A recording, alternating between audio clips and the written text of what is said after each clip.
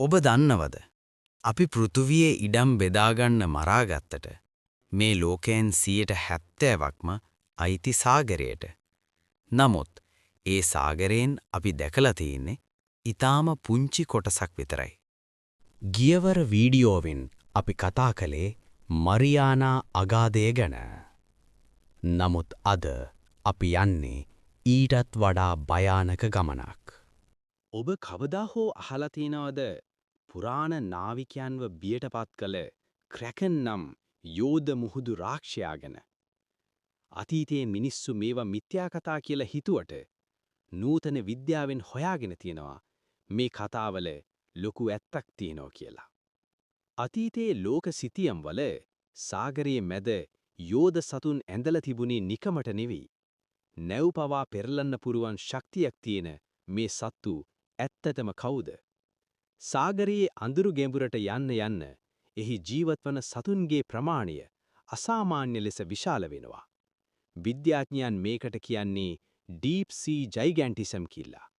මේ නිසා අපි සාමාන්‍යයෙන් දකින සතුන් සාගර පතුලේදී යෝධයන් බවට පත්වෙනවා. මේ අතරින් භයානකම සතා තමයි යෝධ දැල්ලන්, එහෙමත් නැත්නම් ජයන්ට් ස්ක්විඩ්.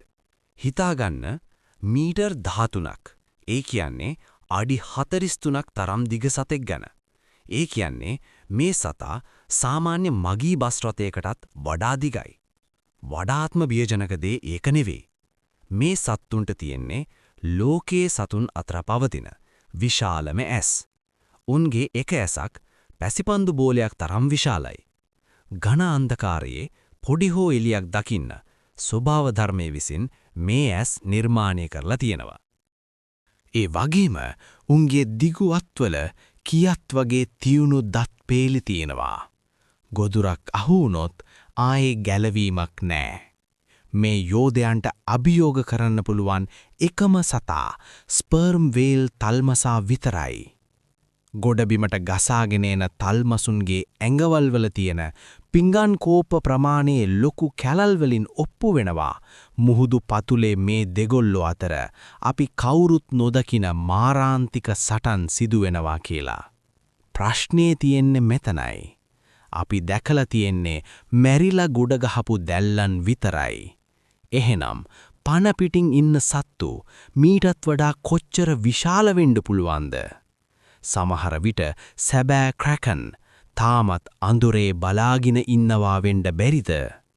දැන් අපි කතා කරමු සාගරයේ යට සැගවුණු ඉතිහාසය ගැන. එක්සත් ජාතීන්ගේ සංවිධානය කියන විදිහට සාගර පතුලේ ගිලුණු නැව් ලක්ෂ 30කට වඩා තියෙනවා.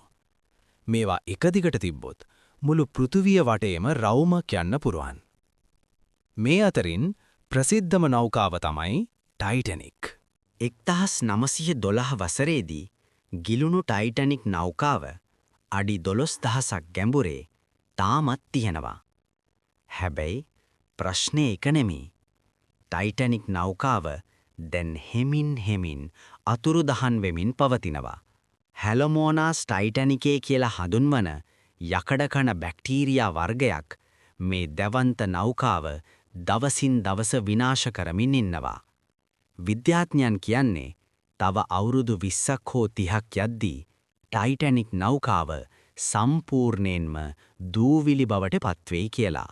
සාගරේ ගිලගත්තේ නැව් විතරක් නෙවෙයි. සම්පූර්ණ නගර පවා මේ ජල කඳ යට සැඟවිලා තියෙනවා. ජපානී වෙරළට ඔබ්බෙන් පිහිටි යෝනාගුනි ස්මාරකය අදටත් ලෝකයට විසඳ ගන්න බැරි ප්‍රහේලිකාවක්. මුහුදු පතුලේ තියෙන මේ දැවැන්ත ගල් නිර්මාණ හරියටම පිරමීඩ වගේ හැඩයකට කපලා තියෙනවා. පඩිපෙළවල්, කාමර වගේ කොටස් සහ සතුන්ගේ රූප වගේ දේවල් මෙතන දකින්න පුළුවන්. සමහර විද්‍යාඥයන් කියන්නේ මේක ස්වභාවික පිහිටීමක් කියලා. නමුත් තවත් පිරිසක් විශ්වාස කරන්නේ මීට අවුරුදු 10000කට කලින් මුහුදට ගිලුණු දියුණු ශිෂ්ටාචාරයක නටබුන් මේවා කියලා. ඇත්තටම අතීතයේ හිටපු මිනිස්සු අපි හිතනවාට වඩා දියුණු තාක්ෂණයක් පාවිච්චි කළාද? ඒ රහස තාමත් මුහුදු පතුලේ හිර වෙලා තියෙනවා. සාගරය කියන්නේ අබිරහස් පිරුණු තැනක් විතරක් නෙවෙයි. ඒක ලෝකයේ තියෙන විශාලම රන් ආකාරය කිව්වොත් ඔබ පුදුම වෙයි. විද්‍යාඥයන් ගණන් බලා ඇති විදිහට සාගර ජලය සහ පතුලේ රත්තරන් ටොන් මිලියන 20කට වඩා සැඟවිලා තියෙනවා. නමුත් ඒව ලබා ගන්න තවමත් අපිට දියුණු තාක්ෂණයක් නැහැ. ඒ විතරක් නෙවෙයි. අතීතයේ ගිලුණු නැව්වල තිබුණු රන් කාසි, මුතු මැණික් සහ වටිනා වස්තුන් තවමත් සාගර පතුලේ වැලිවල යට වෙලා තියෙනවා. මේ නිදන්වල වටිනාකම ඩොලර් බිලියන ගණනක්. සමහර විට ඔබ මේ වීඩියෝව බලන මොහොතෙත් ඒ නිදන් සාගර පතුලේ අයිතිකරුලෙක් නැතිව බලාගෙන ඉන්නවා ඇති.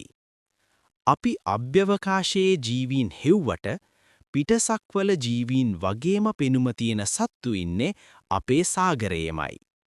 හිරු එළිය නැති අධික ශීතල පතුලේ තවමත් අපි නොදුටු ජීවීන් ඕනෑ තරම් ඉන්න පුළුවන්. සාගරය කියන්නේ තවමත් කියවා නිම නොකළ මහා පොතක් වගේ. අපි අද පෙරළුවේ ඒ පොතේ පිටු කිහිපයක් විතරයි. මේ ගමන මෙතනින් නවතින්නේ නැහැ.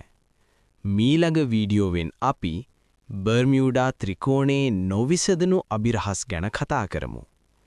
දිගටම අපිත් එක්ක රැඳීලා ඉන්න channel එක subscribe කරන්න. ස්තුතියි.